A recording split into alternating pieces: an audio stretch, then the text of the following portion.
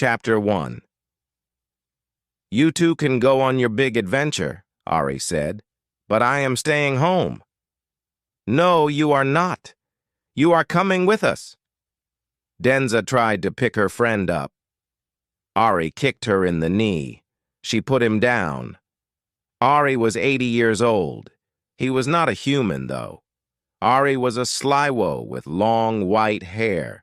His fingers were long and wrinkly.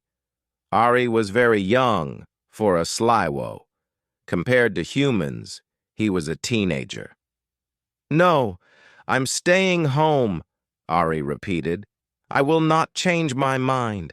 I do not want go out. I don't want to look for treasure, and I don't want to fight anybody. You can keep your adventure. Denza raised her hairy arms in the air. I give up, she said. She was also a slywo, but she was very loud and playful. Most slywos were not. The other friend was a glowman. Glowmen loved fighting, they loved adventure, and they really loved gold and treasure. Their favorite thing in the world was treasure. The glowman's name was Lump. No one knew how old Lump was. Lump liked to talk a lot, but no one understood him. He did not speak the slywo language, but he could write it. Lump carried a notebook. Sometimes he would write things on paper. He wrote a note to Ari. Ari, the note said, you can stay home. Thank you, Ari said. See? Lump agrees with me. No, I don't, Lump wrote. He pointed out the window. Far away was a cloud of dust. There were horses coming. Ari could see humans on the horses. Humans. One of the men was wearing a long yellow coat. He was wearing a crown on his head. We do not have to leave for adventure, Denza said with a smile. Adventure is coming to us. Ari, Denza, and Lump ran outside. Everyone in town was outside. Their town was small. It was called Bird's Field. It was very quiet. Most of the people who lived in Bird's Field were slywos, but there were a few glowmen and a few other types of persons. All of them were standing in front of their homes. They were looking at the humans on horses. Visitors were rare. They never saw strangers, and these strangers were dressed very odd. The horses slowed down. The first horse was a large black mare. Its rider was the tall man in the yellow coat. There was a crown on his head. He looked like a tiered king. He touched his horse's neck, and the horse stood still. The rider climbed down. He looked like the leader of the other men. Does anyone here know who I am? He asked in English. The other horse riders stayed on their horses. There were 8 in total, including the leader. Why don't you just tell us? Asked a small slywo. It was Pidor, the baker. Pidor, like most slywos, remembered the Old English language. We don't like mysteries here, human. Denza walked forward. Are you a king from the east? She asked. Why do you think I'm a king? She pointed to his crown. The tall man in yellow took the crown off his head. Perhaps I stole this, he said. He had a long red beard and bright blue eyes. Lump was impressed with the crown. It was made of gold. It must be heavy and worth a lot of money. If you stole it, said Pidor, then go give it back. We don't like thieves here. What do you like? The man asked. Do you like anything? We like to be left alone. Pidor crossed his arms. One of the other riders came closer to him. The leader waved his hand. No, the leader said. Give the old slywo what he wants. Leave him alone. He looked again at Denza. You are almost correct. I was a king. I am not a king anymore. He dropped the crown on the ground. Lump wrote a note. He showed the note to Denza. The note said, "Ask him if I can have that crown now." Denza shook her head. She ignored Lump. "What happened?" she asked the former king. "And why did you come to Bird's Field?" The other riders stopped their horses. They all got down. They stood next to their king. "These men," he said, "are the last of the humans. There was a great war in the East. Everyone was killed. I am not a king anymore because there is no one left to rule." "Then why have you come here?" Pidor asked. His wife stood behind him, hiding their daughters. "Do not fear for your girls," said the leader, scratching his red beard. "My name is Yardum. I am taking these 7 men to the sea town of Springfield, but we are lost." "My name is Denza. You need a guide," Denza said, stepping forward.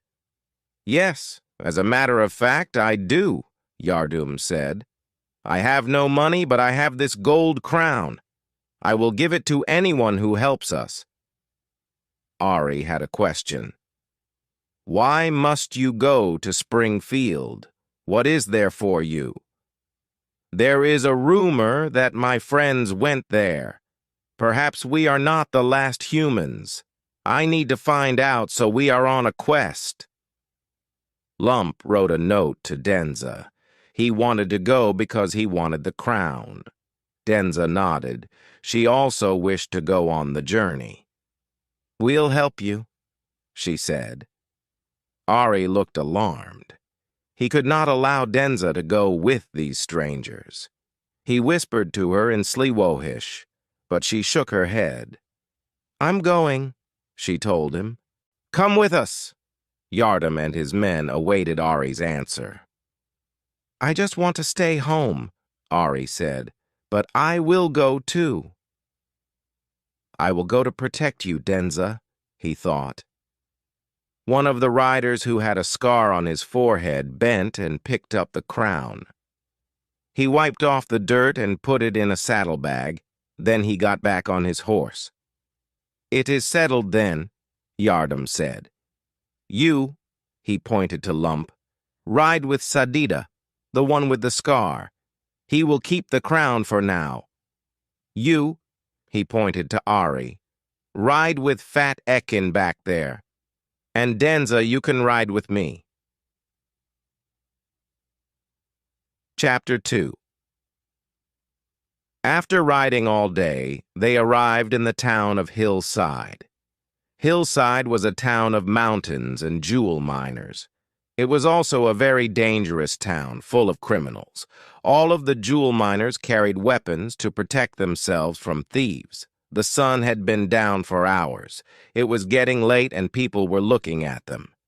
"We must be careful here," Ari said. "We should have gone around Hillside." "This way is faster," Denza said. "Besides, no one is going to bother 8 large humans." Maybe not, Ari thought. But everyone will bother 2 sly woes, and Glowmen never fight. Lump is no help. We must stay with the humans at all times. "We are tired," Yardum said. "The horses need rest, so do I." "What, you want to stay here?" Ari asked. "Let's keep going. We can camp outside of town." "We have no camping supplies. Do you want to sleep on the ground with no blanket or tent?" "No, but—" "Then we will rent rooms for the night," Yardum said, riding toward a small group of cabins. "Tomorrow morning, we will leave early, so you will not be scared for long, little slywoes." Denza laughed, but Ari was not happy. Yardum and his men tied the horses to wooden posts. Yardum walked to the main cabin. "You said you don't have any money," Ari said. The tall, bearded man in yellow turned. "What?" "Back at Bird's Field. You said you have no money." Yardum stared at the little slywo. "That is true. What is your point?" "How will you pay for the rooms?" The humans looked at their leader. Sadida smiled at Lump, who wrote a O on his notebook. Ekin put his heavy hand on Ari's shoulder. "It is a good question, little Sliwo," Yardum said. "But don't worry, I will sweet-talk them. I'm very persuasive when I need to be." Yardum was indeed very persuasive. He got them 5 large rooms, 1 for himself, 2 rooms for his men, and 1 for Ari, Denza, and Lump to share. Denza took the bed. Ari and Lump put blankets on the floor. At least the rooms were warm. "I don't trust him," Ari said. "How did he get rooms with no money?" Lump wrote a note. "Maybe he threatened the owner of the cabins." "Yes, that is what I think," Ari said. "He told the cabin owner that his men would hurt them." "Keep your voice down," Denza said. "You think Yardum is dangerous? Then don't talk so loud or he'll hear you. I'm only saying we do not know him. And now we are spending the night in Hillside. This was a bad idea." "I agree," she said. "Bringing you was a bad idea." Lump laughed. Ari rolled over and tried to go to sleep. The 3 were finally asleep when the door burst open. Dark figures had broken the door and ran into the small room. Ari sat up but was hit in the head. He fell back down, crashing into Lump. They heard Denza scream and saw her being picked up. Someone was kidnapping her. Holding his bruised head, Ari got up again. The dark figures were not humans. They looked like miners. Miners were shorter and rounder than most humans. Their skin was very pale because they did not get much sunlight. Their eyes were very big to help them see better in the darkness of the mines. One miner held Denza and ran outside with her. His hand was over her mouth and she was not making any sound. The other miner waited at the door for a moment. He looked confused. He was holding something. He had taken Denza's blanket. Suddenly, Ari heard the sound of the humans coming. They would be able to help. "Miners have taken Denza!" Ari shouted. He saw Sadida and Ekin running toward him. The second miner ran into the darkness and caught up with the first miner, the one who held Denza. In the dark, it was hard to see which one held her, and which held the blanket. Ari was chasing them. He pointed in their direction. "Go after them!" he yelled at the 2 humans. "They have her!" Miners were very fast runners. They were already far away. One went left, the other went right. "Which one has the female?" Ekin asked, running next to Ari. "I cannot tell," Ari said. "Come with me. We'll chase the left one. Sadida, go right." Lump stayed at the cabin. Glowmen were extremely slow walkers, and they never ran. But when Yardum and the other humans came, Lump wrote them the story of what happened. "Do not worry," the former king said. "My men will catch those monsters. They will save your friend." Lump waited with Yardum and the others. After an hour, Ari, Sadida, and Ekim returned. Denza was not with them. "I caught one of the miners," Sadida said, "but he did not have the female Sliwo. He only carried a blanket." "Did he say where the other miner was going?" "Yes," the scarred human said, rubbing his fists. "I made him talk. The kidnapper is taking Denza west to the sea towns." "Why?"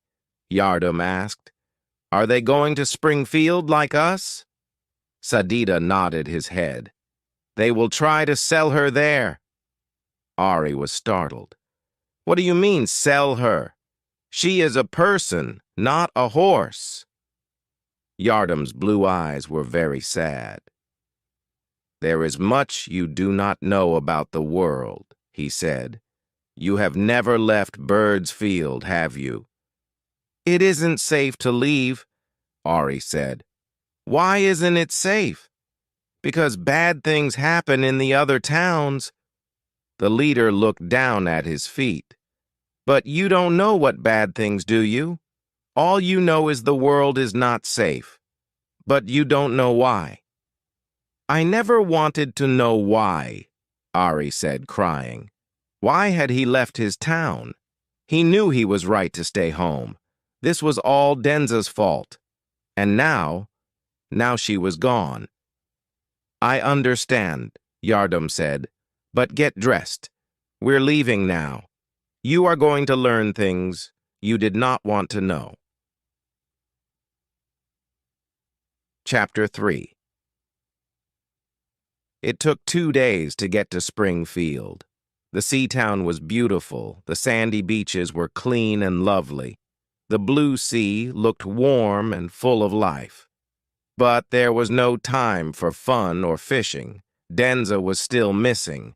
She might be here. She might still be the miner's captive, unless he had sold her. "I have never seen anything like this," Lump wrote. "When we find Denza, we should move here," Ari agreed. Springfield looked like a perfect town, but he did not feel comfortable here. "There is something wrong about this place," he said to his friend. "Do you feel it?" Lump shrugged. Glowmen did not feel very much of anything. They were not very sensitive persons. Yardim led the way. His black horse was in front. It seemed like he knew where he was going. "Have you been here before?" Ari asked. "No." "Where will we begin our search?" Yardim waved to Sadida. Sadida rode his horse closer to his leaders. "What is it, my lord?" Sadida asked Yardim. The tall human in yellow pointed at Ari. "Tell this slywo where we are going." "We are going to the slave market," the scarred man said. "Your friend Denza will be there." "How do you know that?" Ari asked. "He knows," Ekin said, "because he's smart." Ari was getting scared. He did not like the feeling he had. "And how do you know where the market is? You said you have never been here." Suddenly, Ari realized he had not seen any people in Springfield. But then he saw someone, a pale miner. No, a group of miners. He looked in the window of a building. There were miners inside. Far away, he saw a miner riding a small horse. No, it was a donkey. "Sorry," Yardim said, "but we have not been honest with you." He pointed to the left. Not very far away, Ari saw a large fenced area. It looked like a big cage for animals. Inside the cage were many sliwos and other creatures. They were being held captive. "This beautiful town has the largest slave market in the West," Yardim said. "We bring many sliwos here. You can see them there. And look, there is your friend." "Denza!" Ari yelled. Denza was in the cage. She was alive, but a prisoner. "You work with the miners," Ari said. "You are helping them." "Sometimes," Yardim said, "we bring them a sliwo or two when we are going to Springfield to buy guns. The miners make very good guns. Don't they, Ekin?" "The best," Ekin said, pointing a very good gun at Ari. The humans put Ari and Lump in the cage. Denza ran over to greet them. "I thought I would never see you again," she said. "I am sorry, this is my fault." "No, don't say that," Ari said, hugging her. He looked around. There were at least 100 sliwos in the prison.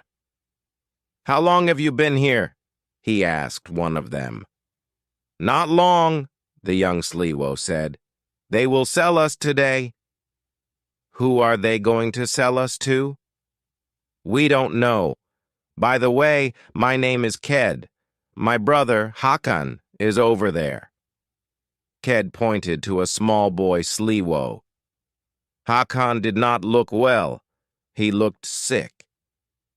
We have to escape, Ari said. He seemed to be one of the oldest Sliwos in the cage. Lump, what can we do to get out of here? Lump frowned. He wasn't a fighter. He did not have any ideas. But then he watched one of the miners walk over to a donkey. The miner did something, but Ari did not see. Lump took out his notebook and wrote a note. "It is getting dark," he wrote. He drew a picture of a donkey and smiled. "We will wait until it is late at night." Ari and Denza read the note. They did not understand. Lump drew a picture of a key. He pointed to his picture of the donkey. Ari looked over at the real donkeys. One of them was wearing a small leather bag. Do the guards keep the keys to the cage in that bag? Ari wondered. Then they looked at Yardum and his men who were talking to some miners. The humans were laughing. The miners were paying money to Yardum. Then Sadida took out the crown. The miners were impressed by the expensive gold crown. They gave money for it, too. "He lied about everything," Denza said. "He stole that crown like he stole me." Yardum looked in her direction, as if he had heard her. He smiled. Denza spit on the ground. Later that night, the humans were gone. They had taken their money and left. All the Sliwos were on the ground sleeping. The miners had gone to their homes, except for a few guards. Most of the guards were drinking and playing a card game. A few of their donkeys were standing around near the cage. The donkeys were not tied down. They were free to walk around. When everything was quiet, Lump tapped Ari on the shoulder. Ari tapped Denza and Ked. None of them were really sleeping. They were pretending. Slowly, all of the Sliwos got up. Lump, the glowman, held out the palm of his hand. His hand was glowing with a small red light. He waved his hand at the donkeys, and they looked at it. Very carefully, they walked over to see what the light was.